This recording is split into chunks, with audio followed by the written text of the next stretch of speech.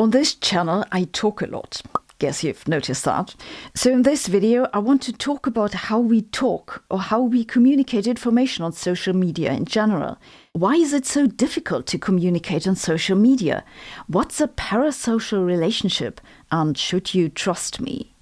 That's what we'll talk about today. Scientists have many theories about why humans ended up dominating this planet. Maybe it's the opposing thumb that lets us use tools, or the invention of cooking that improved nutrition, or maybe it's one or the other part of our magnificent brains, like the hyperactive imagination lobe, the can't quite remember why I came here cortex, or the someone else's problem nucleus. Well, I think the reason that humans came to be the dominant species on this planet, for better or worse, is that we're really good with communicating information and learning new information. And the major reason we run into trouble is communication failure. Worse still, a communication failure that we don't notice. Unfortunately, social media has made those communication failures more likely. That's because communication on social media is more difficult than in-person communication for a number of reasons. One is that it's often text only, and that's lacking cues we take from expression and body language. Take the statement, "Oh my God." That could be, "Oh my God," or "Oh my God," or "Oh my God," or "Oh my God." And you'd immediately know that each of those means something completely different. If the only thing you have to work with is OMG, that's really not much. You may have heard about the so-called 7% rule. This rule says that in oral communication, only 7% is verbal and the rest non-verbal, where the non-verbal part includes both body language and differences in vocal expression, including intonation, pace, volume, emphasis, and so on. If this was true, it'd mean that we convey more information with non-verbal cues than with words. This can't possibly be correct, you might say, and indeed it isn't. The 7% rule is also known as the Mehrabian rule. It's named after Albert Mehrabian, a professor of psychology who published his findings in the early 1970s. He indeed found this 7% share, but the context matters. Mehrabian wasn't studying in-person communication in general. He was studying specifically how we communicate emotion. It's in that case, when we try to convey emotion, that words account for only 7%. Well, that's what he said. But as I keep preaching, never trust a number without an uncertainty estimate, especially not if it's psychology. But leaving aside that the 7% rule is neither meaningful nor accurate, it broadly speaking means that in case of conflicting emotional messages, we tend to give more weight to behavior than to words. Simply put, if you shout, "I'm not angry," we totally get the message. What this means is that with written words, it's particularly difficult to communicate emotion. Isn't this what emojis are good for? Yes, in principle. In practice, interpreting emojis is its own art. First of all, there's the issue that they look somewhat differently on different platforms, and that might slightly change your interpretation. This, for example, is what Apple calls the relieved face. This is what it looks like on Skype. I don't know about you, but to me it looks hungry. Then there are some with ambiguous meaning. First time I saw this emoji that's called face with steam from nose, I thought it's someone with cauliflower in their nostrils. I also had to be told this one is a person gesturing okay. A study from last year found that one of the most ambiguous emojis is this one, which no one has any idea what it means. I asked my followers on the platform formerly known as Twitter what they think it means. Some of my favorite answers are: a waiter who lost his tray. Is it raining? I'm a little teapot. The kid who mocked me was the store officer, and the international symbol for the heaviside function. Or how about this? Even if you can figure out it's a shaking face, what does it mean? According to the Emojipedia, it can express fear as well as disbelief, dizziness and excitement, among other things, like, for example, shaking from external forces like dinosaurs walking nearby. I guess that clears it up then. Even leaving aside those emojis whose meaning is unclear to begin with, several studies have shown that people might interpret the emotional message differently from your intention, depending on age, gender, and nationality. To be fair, these aren't huge differences, but on top of that are community interpretations. For example, in the community that I am part of, the nerd face is generally a positive image. But in other groups, maybe it's an insult. Generally, I find that I learn the meaning of emojis from the context in which other people use it. The steam from the nose apparently is a snort. And then my own usage depends on whom I've learned it from. So emojis do help if you're staying within a group of people you're familiar with, but the larger the community gap, the bigger the problem. Not to mention that some people might find you weird for even using them. Now, doing videos actually solves a lot of these problems because you get all your nonverbal cues, but there's another issue.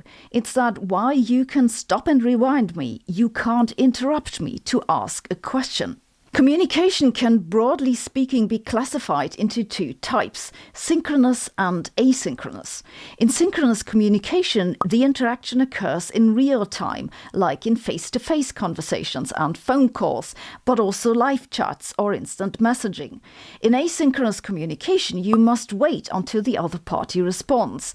Examples include letters, email, scientific publications, attempts to communicate with aliens, and yes, also YouTube videos. In the past decade or so, the boundaries between these two types of communication have blurred.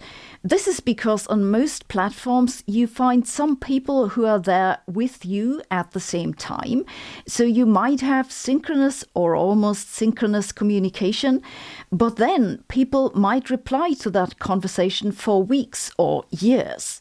You also have video replies and, in recent years, reaction videos. Reaction videos are weird because they're asynchronous records of a synchronous response. A lot of you have asked me to do reaction videos, but I can't quite see the point given that I'm about as expressive as a brick. Asynchronous conversation is more difficult than synchronous conversation for a number of reasons. In synchronous conversation, like when we're talking, we can instantly repair problems. A repair is a clarification to something we said or typed. There are different types of repair, depending on whether you initiated yourself or the person you're communicating with does, and whether you do the repair yourself or whether the other person does it.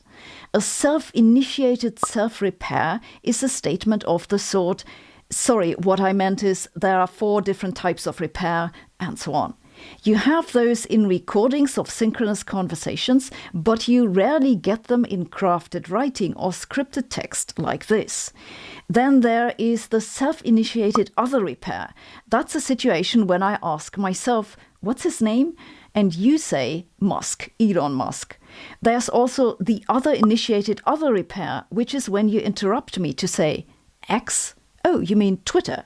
But the most relevant repair is that initiated by the person you're trying to convey information to. It's usually a statement of the sort, "What do you mean?" or "I didn't understand that." And in asynchronous conversation, like the one we're having right now, other initiated repair doesn't work. Studies have found that we have to repair spoken conversation every 1 to 2 minutes, and this frequency seems to be pretty much independent of the language. That's a lot, and it's something we can't do in asynchronous conversation. This means it's unfortunately highly likely that when you watch my videos, many of you are left with unanswered questions. I'm trying to make up for this by answering questions in the comments here and on Patreon, but there's limits to how much this can achieve. That it's difficult to repair problems in asynchronous conversation is of course not a new problem. You have the same problem with letters, but social media has made this issue more pressing because it's added a new dimension to the issue, the parasocial relationship. A parasocial relationship is, loosely speaking, a one-way relationship. It's a bond you have with someone who doesn't return that relation. Often that's a public figure or, well, a YouTuber.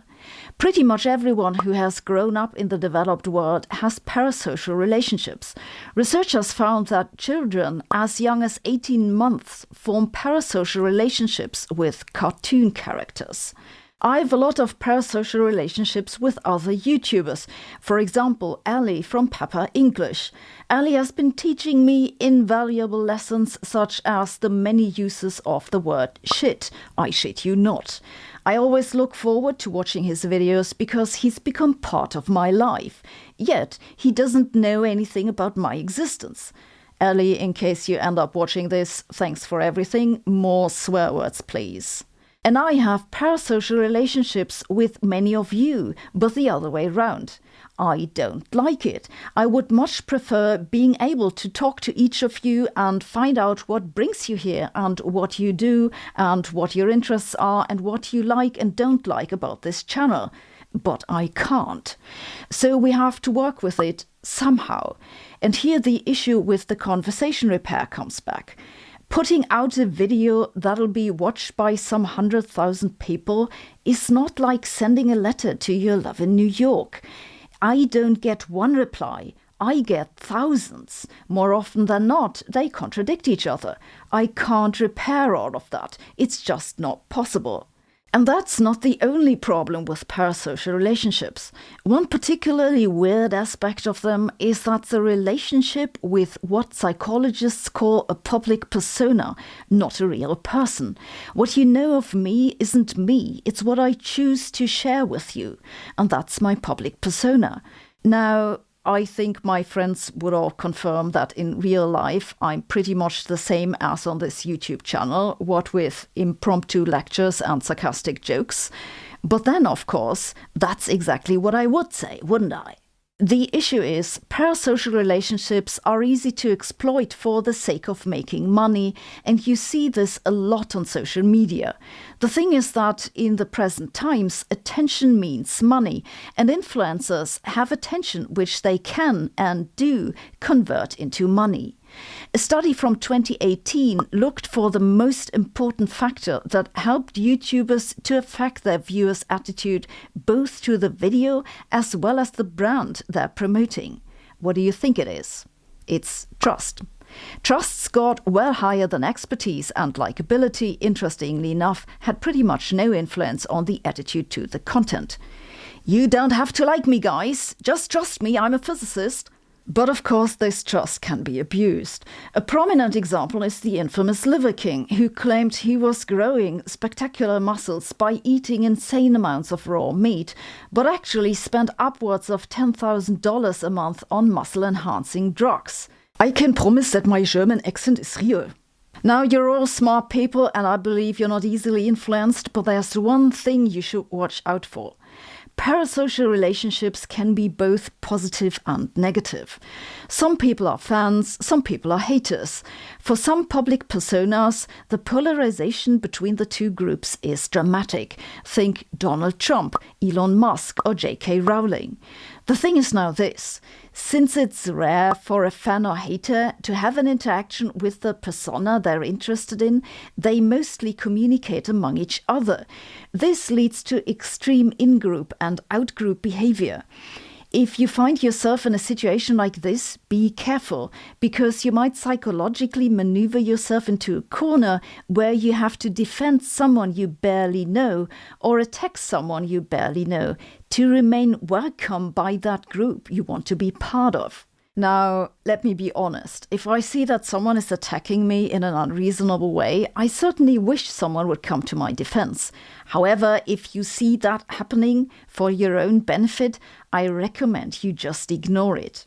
I say this partly because some people pick on me just to draw attention to themselves, but more importantly, in-group behavior is a huge cognitive bias, and I'd much prefer if you protected your rationality rather than me.